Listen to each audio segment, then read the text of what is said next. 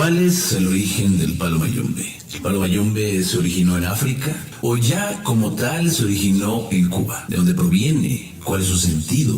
¿Quiénes lo fundaron? ¿Bajo qué preceptos? El palo mayombe es una expresión cultural. El origen se establece en África, obviamente, y proviene de los bantú. En sí, los bantú no es en sí un pueblo. La palabra bantú, más bien nombre, este nombre se le da bantú a cualquier persona que pertenezca a los más de 400 grupos étnicos que proceden de los pueblos meloafricanos y que hablan la lengua bantú. Podemos decir que el origen se establece en lo que se conoce como los grandes lagos de África, el África ecuatorial, y lo único que comparten su mayoría entre estas personas en sí son las creencias, para empezar. Entonces, ya sabemos, el bantú en realidad son personas que pueden tener ciertas creencias, algunas iguales, no iguales, algunas formas de vida no iguales, algunas iguales, pero lo que van a tener en realidad van a ser lo que es la lengua. Pueden creer en diferentes deidades, pero lo que van a tener en común para llamarles bantú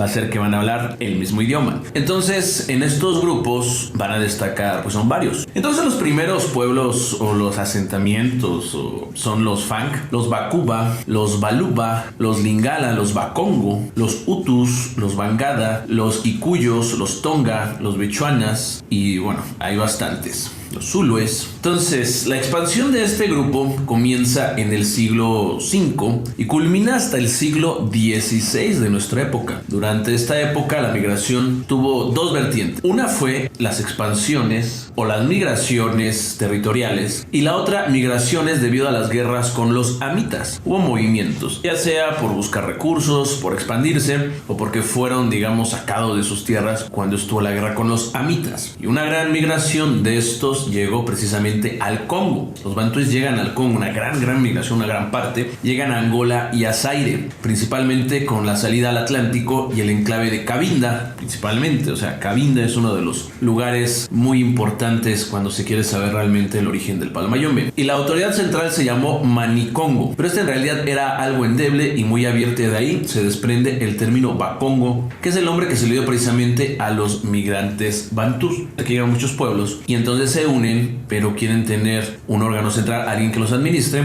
y pues resulta que es muy débil esta forma de administración. Entonces es la Bakonga. Existen varias historias en cuanto a la formación de su reino. Aquí nos dice que el Manicongo tuvo 9 sobrinos que abandonaron el clan y cruzaron el río Zaire fundando 9 clanes. Otra historia dice que Mantinu Wene, el primer Manicongo, después de mucha guerrear, logró asentarse al sur del río Congo. Entonces distribuyó las tierras conquistadas entre sus mejores soldados, que eran 9. Como vemos, ambas historias nos hablan del número 9, el cual es el número precisamente que muchos mayomberos consideran que es el número principal en el palo mayombe, el cual es, incluso se considera el número sagrado. Mucha gente lo considera como el número de los muertos porque es una relación con la santería. Y si bien es verdad que Oya habla en el número 9, el número 9 en palo mayombe sagrado no por esa relación, sino porque aquí vemos ya antecedentes en donde nos hablan de los 9 sobrinos o los 9 clanes.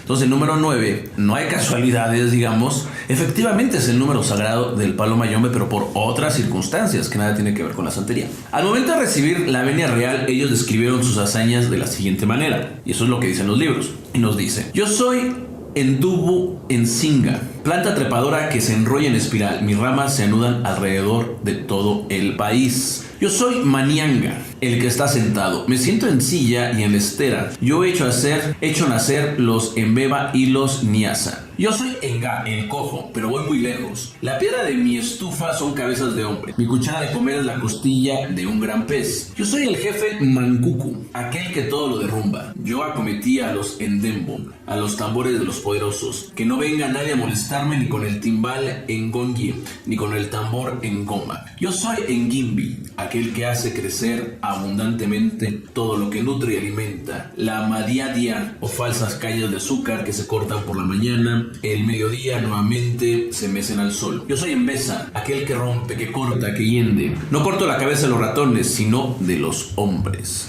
Yo soy Empudi a Ensinga, un gran pez, pero además un halcón que, pese al fuego, caza por encima de las hierbas en llamas. Yo soy Mboma Ndongo, la serpiente jiboia, que deja huella en su paso, a su arrastrar por el Congo, por el Luango, madre que hace bien a todos los otros clanes. Yo soy Makamba, el que reparte las tierras, pero las leyes de esta tierra quedan en mis manos, en mi poder. Cuando en el Congo, en estas partes que te estoy diciendo yo, los grandes lagos ahí en África, llegaron antes misioneros cristianos, pero ya estaban estas tribus. Aquí yo te estoy hablando de lo que es realmente el chamanismo Congo. Estamos yéndonos hasta allá, estamos viajando hasta allá. Y entonces había estos nuevos clanes, estos 9 jefes de clanes, que en realidad no era otra cosa que los arquetipos que representaban poderes o energías de la naturaleza, que después posteriormente van a llegar a América cuando llegan a la parte del esclavismo mal llamada diáspora, pero va a llegar ya totalmente sucia. Es muy difícil encontrar realmente un Congo, un palo mayombe limpio, por así decirlo, porque imagínate, es más, el palo mayombe que llega ya desde el origen ya no llega limpio, porque los misioneros católicos llegaron primero y empezaron a difundir las enseñanzas católicas, enseñanzas cristianas en los pobladores de aquí, de África y del Congo. Entonces estos pobladores ya tenían esa contaminación en sus formas de creencias. Nosotros podemos ver en Nsambi. En Nsambi, cuando se hablan los libros, incluso los libros congos, nos dicen que es omnipresente, omnipotente, que todo lo puede. Y ya nos estamos acercando un poquito a lo que es la parte católica. Todavía se mezclan con todas las demás religiones, con todas las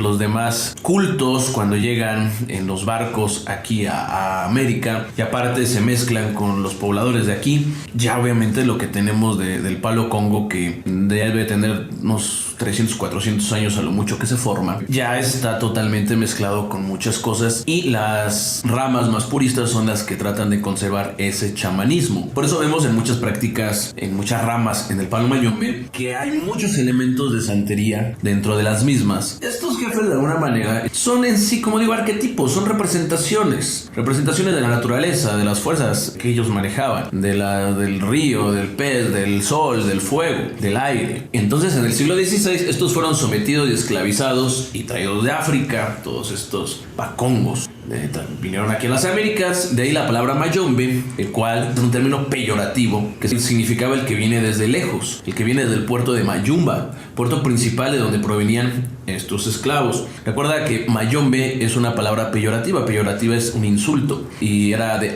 tú eres de Mayumba, tú eres mayombero, o sea, tú eres el esclavo que viene de lejos, la más baja clase. Ahorita ya se convierte en todo un honor, el de yo soy mayombero, y con un honor tremendo, pero anteriormente era una palabra de insulto. Entonces, a su vez, quiero aclarar que el término mayombe también tiene otra connotación, que también es el de maestro, el de jefe o el de superior. De esta manera, estos esclavos en Cuba, en honor a estos 9 reinos sagrados, crearon los primeros 9 enquisis. Lo que era el chamanismo Congo, lo trajeron para acá y lo adaptaron, y entonces se creó el término enquisi como lo conocemos actualmente. Entonces, los cuales en sí serían según las primeras prendas. Quiero aclarar que existen otras versiones en cuanto a la creación de la prenda, pero en este programa tomaremos esta que yo estoy mencionando. Estas 9 prendas se fueron conformadas de la siguiente manera.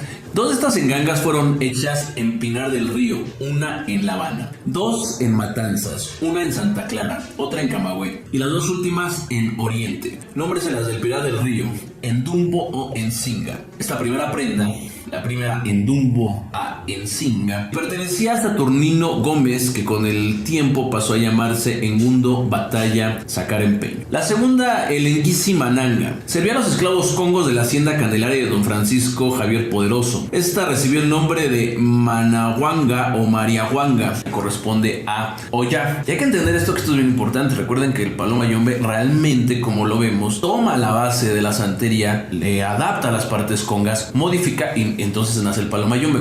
Dice que esta prenda correspondía a Oya, dueña de centellas y remolinos. En La Habana es la tercera con Mboma Ndongo, y fue el enquisi compuesto por Bakongo por el año 1812. En el antiguo caserío de Guanábano, en Guanabacoa, en la localidad de la provincia habanera, ocurrió un importante levantamiento de esclavos congo y yoruba de la dotación del ingenio Peñas Altas. Casi todos los insumisos fueron masacrados por el mayoral Antonio Orihuela. El reducido grupo de sobrevivientes pudo escapar llevándose la criyumba. de una de sus compañeras asesinadas. Se llamaba ella Regla Engola. La cuarta es en Matanzas se crearon los enquisis Enganga y Mancucu. Enganga recibió el nombre del mundo Catalina, Manga o Enganga en Saya. Su dueño era la familia de los Melgares, que radicará a finales del siglo XIX junto a la laguna sagrada de San Agustín de Ibáñez en Pedro Betancourt. Fue montada por esclavo del ingenio Diana de Soler. La quinta, Mancucu se convirtió en Mayimbe en Cucu Saquempeño y procede de las lomas de Quimbambilas en Perico. Fue fundamentada por cimarrones huidos del ingenio Tianguaro. En esa jurisdicción de esta prenda, famosa por su movilidad, nacieron otras muchas que a su vez se propagaron en toda la isla. La sexta en Santa Clara, Macamba en Bumba, Cuava o Cava, creada por los esclavos cimarrones del ingenio Buenavista, propiedad de Justo Germán Centero,